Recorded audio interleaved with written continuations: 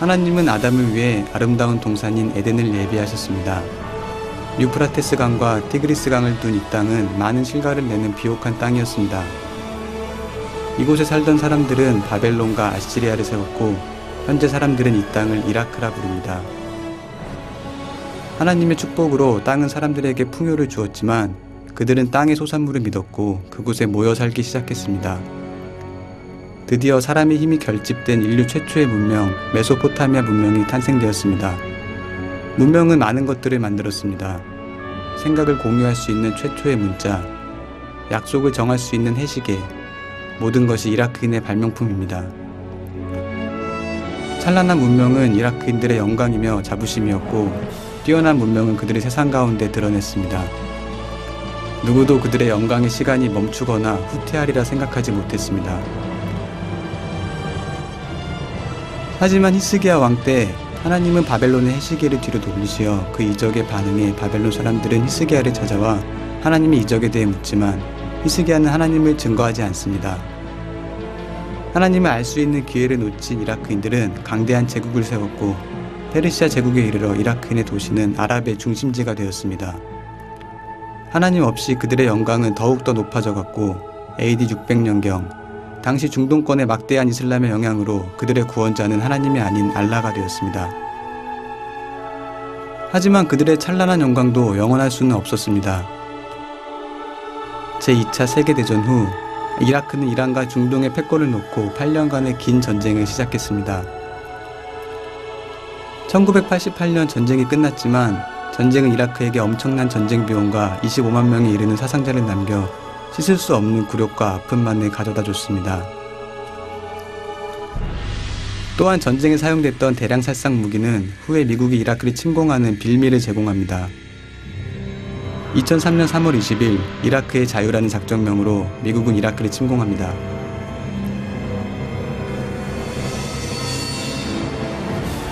미국은 2개월이란 짧은 시간 만에 수도인 바그다드를 점령했고 같은 해 5월 1일 부시 대통령이 종전을 선언합니다. 동시에 엄청난 규모의 수색작전을 펼쳐 이라크의 집권자였던 사담 후세인을 체포합니다. 신속한 전쟁 종결로 인해 미국의 작전면처럼 이라크의 자유가 찾아올 것이라고 모든 사람들은 예상했습니다. 하지만 종전 선언에도 불구하고 예상치 못한 절망이 이라크에 또다시 찾아옵니다. 절대 권력을 가졌던 사담 후세인 정부가 몰락한 후 이라크의 정권을 장악하고자 하는 세력들의 다툼이 심화되었고 그로 인한 유혈 충돌과 테러가 끊이지 않고 있기 때문입니다. 이딴 패전과 내전으로 인한 극심한 폐해로 많은 이라크인들이 가족과 집을 잃었습니다. 이라크인들은 안전한 땅을 찾아 이주하기 시작했고 현재는 전쟁 직후보다 더 많은 난민이 발생하고 있습니다. 최근 유엔 난민 고등판무관실 통계에 의하면 지금까지 약 450만 명이 난민이 되었고 그중 200만 명은 이라크 내 다른 지역으로 나머지는 시리아와 요르단 등 해외로 이주했다고 합니다. 이라크의 남은 자존심은 모두 무너져 내려버린 것입니다.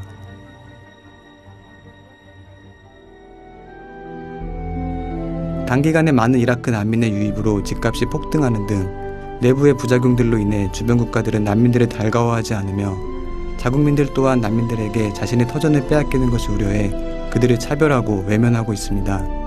또한 난민들의 체류가 장기화되면서 그들이 가져왔던 재정마저 바닥을 드러내고 있지만 정규적인 직업을 구할 수 없는 난민들이 선택할 수 있는 일은 오직 날품팔이와 매춘, 구걸뿐입니다. 과거의 찬란한 문명의 자부심과 제국의 영광은 그들에게 더 이상 남아있지 않습니다. 더욱 절망스러운 것은 난민 스스로 자신들에게 미래가 없다고 고백하는 것입니다. 이러한 절망스러운 상황 가운데 그들을 구원해야 할 알라마저 응답하지 않습니다. 하지만 예수님은 그들의 소망 없음과 가난한 마음을 도리어 복음의 기회로 바꾸셨습니다. 민족적 자부심에 강한 제국의 후예인 그들이지만 지금 그들이 겪는 외로움과 극복하기 힘든 수치심은 그들의 마음에 온전한 진리와 생명을 향한 갈망을 일으키겠습니다. 이제 사랑이신 예수님이 그들의 소망이 되어주시며 그 진리의 복음을 받아들이는 난민들이 생명의 열매로 일어나고 있습니다. 실제로 이라크 전쟁 직후 그들이 시리아로 넘어왔을 때 많은 난민들이 시리아의 그리스도인들이 내어진 방에서 기거했는데 그때 예수님의 사랑을 경험한 난민들이 예수님을 믿고 생명에 이르게 되는 일들이 있었습니다. 본래 전통적 이슬람 사회는 시족 중심의 움마 공동체를 이루고 있는데 이 공동체는 개인이 복음을 영접하는 것을 절대 허락하지 않습니다. 하지만 이라크 난민 대부분이 개인이나 핵가족 단위로 지내고 있어 자신이 속한 시족 공동체와는 상관없이 예수님을 받아들일 수 있고, 이는 난민이 되어버린 이라크인들이 쉽게 예수님을 영접하게 되는 또 다른 이유입니다. 이라크 난민들의 소망 없고 홀로 되어버린 이때야말로 수천 년 동안 닫혀있던 이라크 민족에게 생명의 복음을 전할 수 있는 기회라고 주님은 말씀하십니다. 하지만 이 기회도 오래가진 않을 것입니다. 현재 난민사회에서도 급격하게 공동체가 형성되어 그들 안에 유대관계가 빠르게 형성되고 있을 뿐 아니라 이라크 내부에서도 친미 성향의 정부를 둔 다른 아랍 국가들과 같이 5일 머니로 과거의 영광을 빠르게 회복할 수 있을 가능성이 농후하기 때문입니다. 시간이 지난 후 난민들은 다시 경제적으로 안정된 자신들의 고향으로 돌아갈 수 있을 것이고, 설사 돌아가지 않는 난민일지라도 그들이 구축한 난민사회에서 축출당할 것을 두려워해 복음을 받아들이는 것이 힘들어질 것입니다. 주님께서는 기회로 허락된 지금의 상황 가운데 이라크 민족에게 복음을 전할 영광을 한국교회에게 주시기 원하십니다. 이라크 민족의 진정한 친구가 되는 것, 예수님의 사랑을 함께 나누는 그 생명의 일을 한국교회를 사용하여 이루기 원하십니다. 이라크 민족에게 상처가 되었던 서방 사회가 감당할 수 없는 그 마지막 과업을 우리에게 맡기실 것입니다.